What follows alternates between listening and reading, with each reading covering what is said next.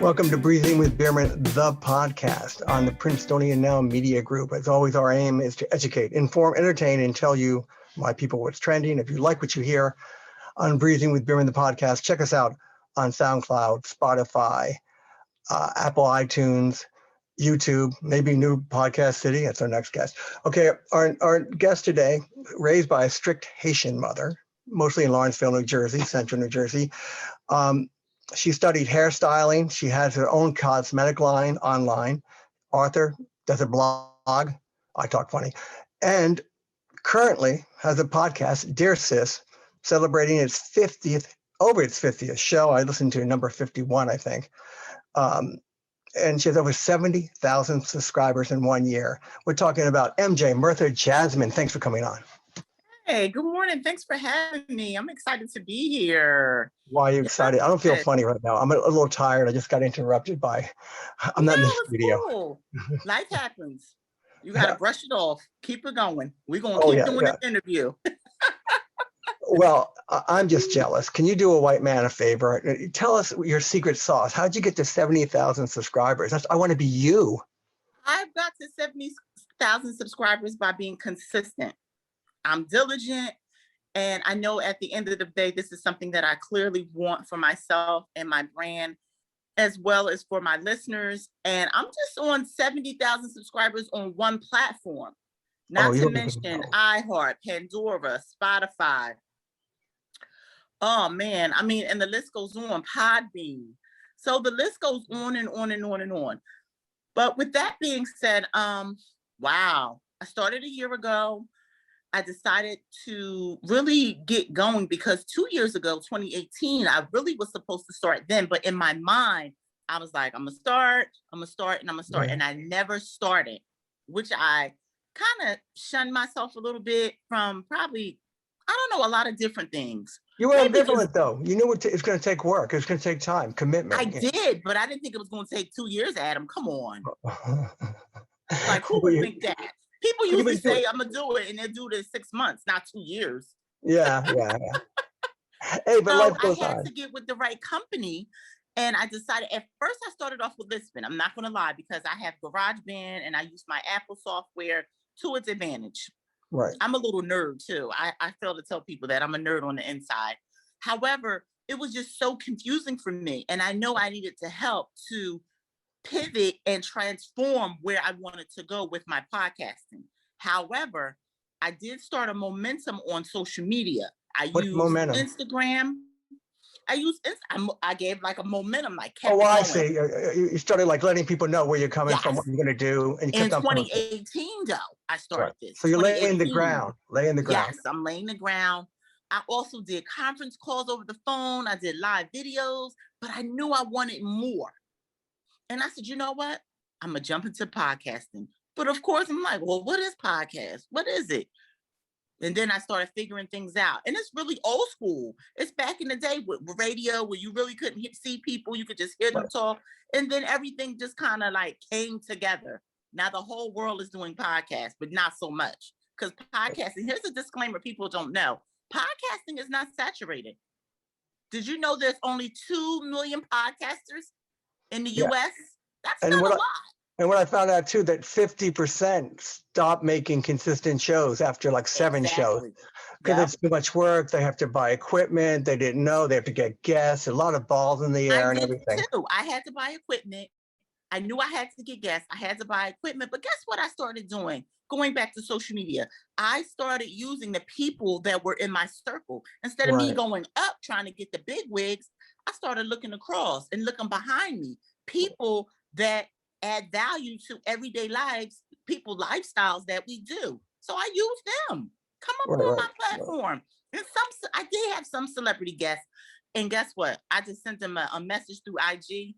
And they never said no. They always said yes. Yeah, when you sent them that message, Joe, did you tell them, aren't they looking for a benefit though? Do you say I have so many subscribers, or they were just, said, that's who I am? No, come on, not at all. Just go for it. Not at all. The only time I share my subscriber list is when I want money.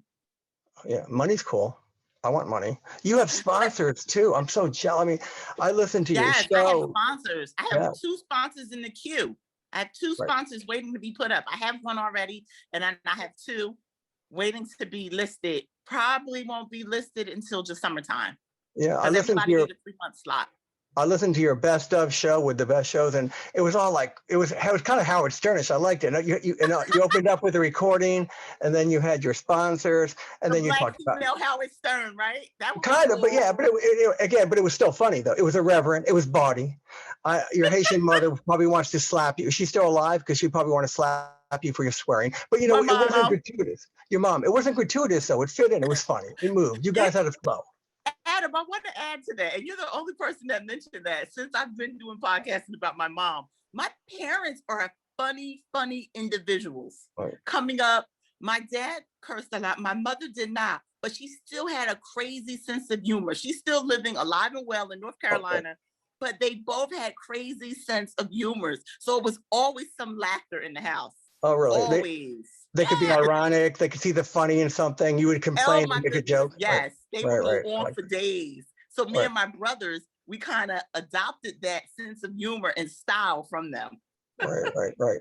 Well, your friends that you had on at least the 2 podcasts I listened to, it was good. It was like verbal jousting, ping pong, going back and forth, cracking jokes, having a great time and everything. And then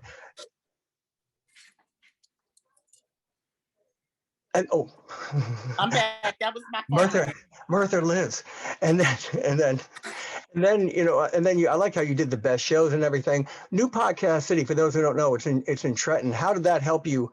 I love this. I love how you moved. I love this. Like, it's a very fluid situation. If I want to case your house, I know New what to do. Pod City Podcast Network. They're based in Trenton, New Jersey. The owners are Christina and Frank Sasso, and they're the only podcast network in New Jersey. And I met them from a mutual friend, because before I was working at, where was I working? You work all over the place. McGuinn's in Lawrence Township. Right. I was working at McGuinn's in Lawrence Township, and a customer came in and said to me, MJ, you ever thought about starting your own podcast? When he said that, I thought I was sitting in his lap because I wanted to know more. I was like a dog, like, yes, I want to know more. And so that's when we made the connection. Talk about great timing. I mean, there's not many podcast places like New Pod City. It's like the timing's amazing. It's right in Trenton. It's like kismet. Now, you talk about God all the time. Someone who's looking over you, I guess. Yes, I do. We talk about God a lot. Thank you for recognizing that.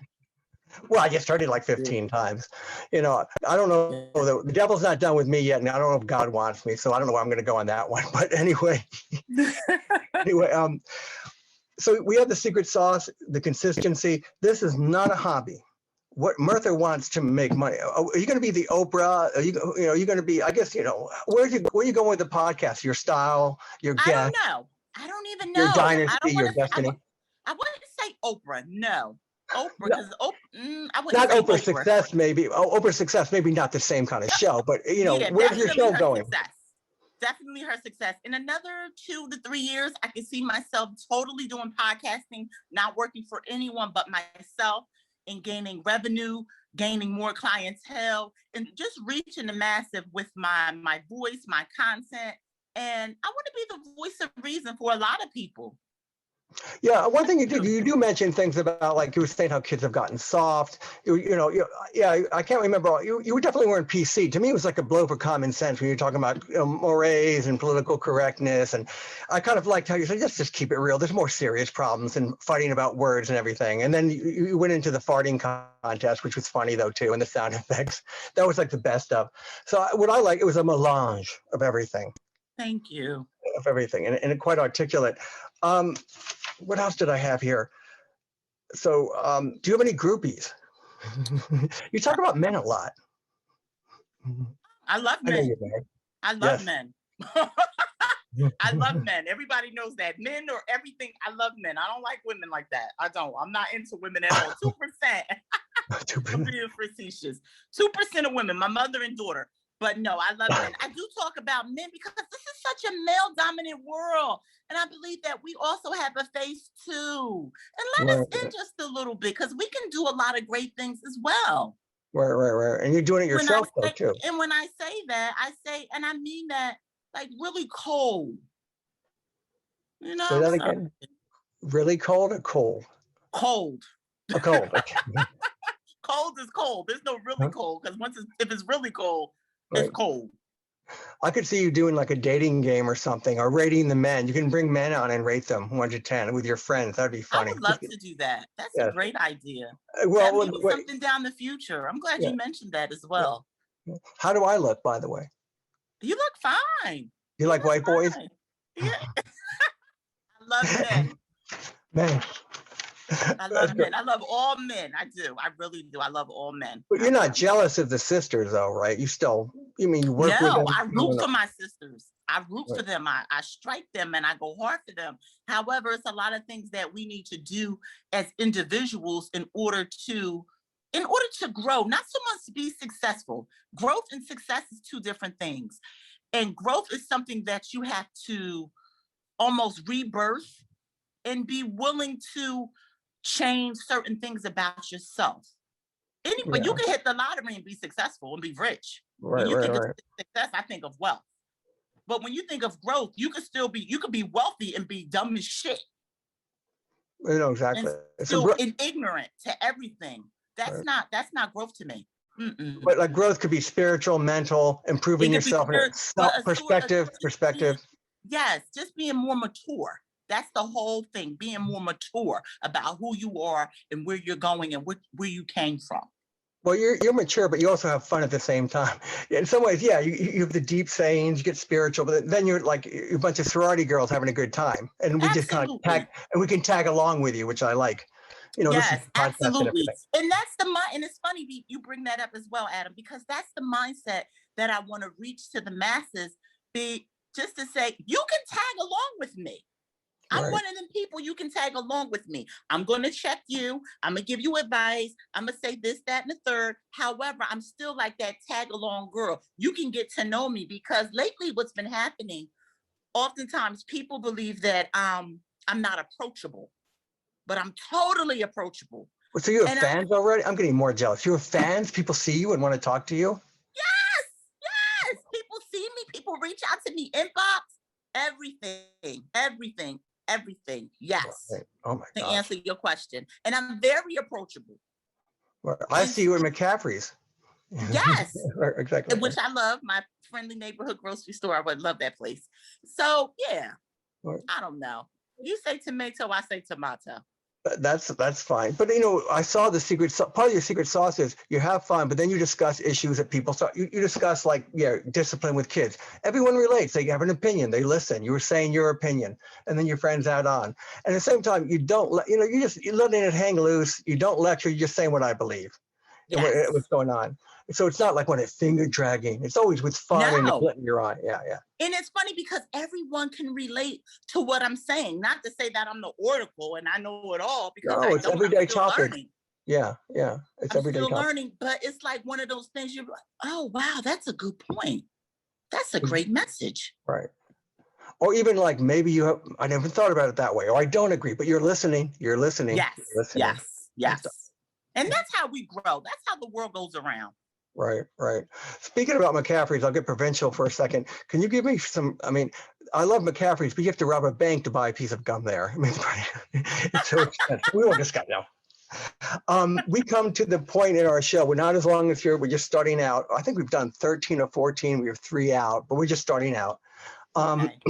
It's called Voices in the Crowd. I go to people mostly around Princeton, so your people too, and stuff. I told them who you were, and I get questions. Now, maybe these questions can be answered, maybe not. Are you ready? I am. Okay, this is really my question. Has your sex life improved since you started doing the show? And I guess I see it this way: you have more endorphins with success. You get more endorphins. You get happier and hungrier. As a matter of fact, I'm single, but 5 months I thought you were married. I was not. No, I was engaged to be married.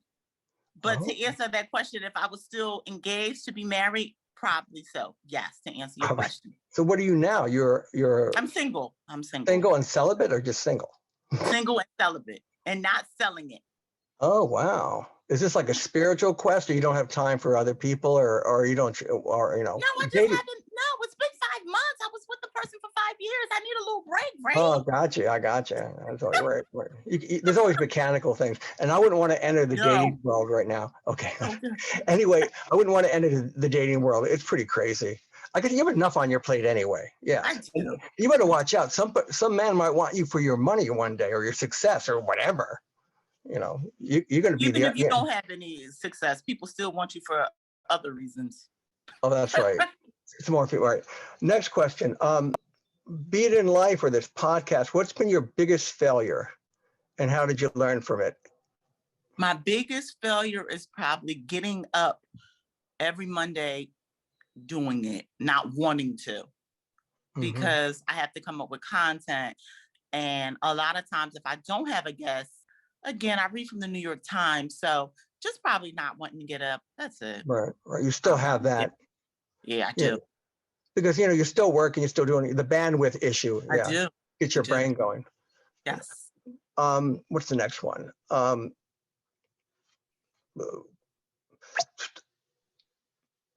Yeah. How do you develop your content? Is it in your head? Do you write it down? That's the next question. Is it structured?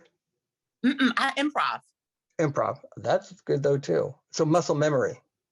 Yeah, muscle memory. I was a waitress for so many years, so I had to learn the whole menu in different restaurants.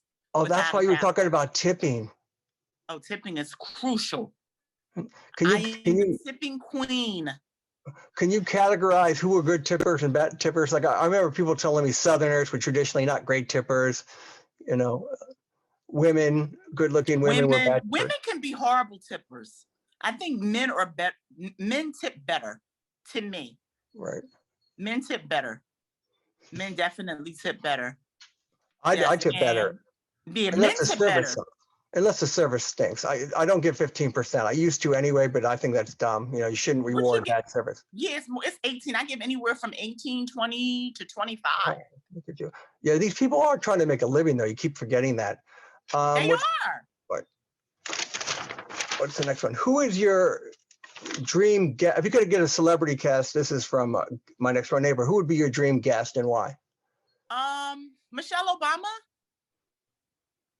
She's that's tough. like my dream. That's my dream guest. And why? Even to talk about politics, because I really don't talk about politics. I just want to know like how she grew up in Chicago and she went to Princeton. Like, what was the energy she felt here in Princeton? Because I have a daughter who does not want to go to Princeton.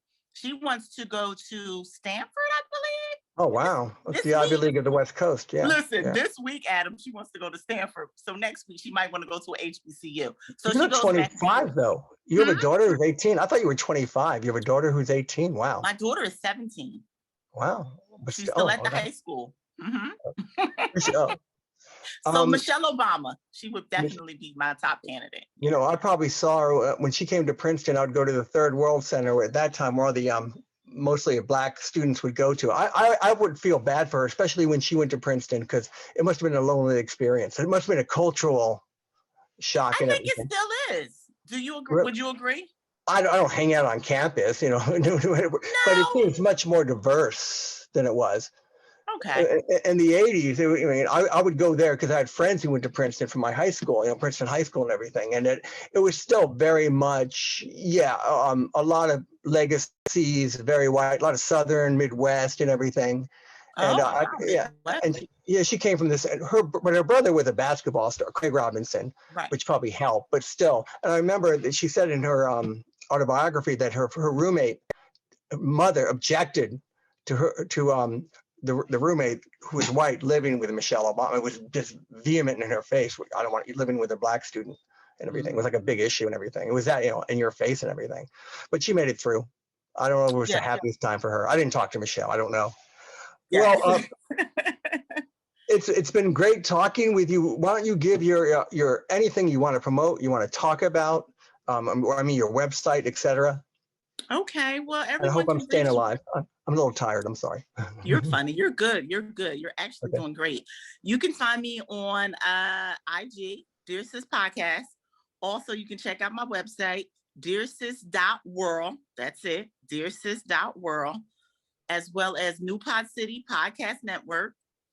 And Dear Sis everywhere. Just put Dear Sis and I'll pop up. There's one Dear Sis, so there's another one named Marge or Madge. You should get rid of her somehow. You should it comes up. There was another woman, her name is Marge, and she does like a Dear Sis blog, and it's not you though. It's not you. You got to somehow find a way to get rid of her. Yes. Get rid of her. You have a killer robot, cyber robot, and get rid of her. I'll mention this to Frank. I sure will. I'm glad you brought that up. Well, I got to talk to Frank though too. Well, anyway, the podcast is Dear Sis. It's a lot of fun. People are getting, when you listen to it, they're having a party. It's jousting with words. It's being irreverent, bawdy, same time, deep meaning and sincere beliefs. I want to thank you very much, Myrtha. And maybe I'll come on, if you want me on your show, I'll come on your show one time. I'm inviting myself. Definitely. That's so rude. It's so rude of me though, and everything. Come to the studio. Definitely. Okay. Yeah, I want to come. Okay, well, thank you very much. And this has been Breezing with Bierman, the podcast, a Princetonian Now Media Group. We were talking to Myrtha Jasmin, or MJ, Dear Sis, the podcast, over 70,000 subscribers. My heart aches. I'm very bad. To me, I want to succeed and other people have to fail. I'm just joking. No, I don't believe that. But anyway, continued success. I love you. Thank you. Bye-bye. Bye.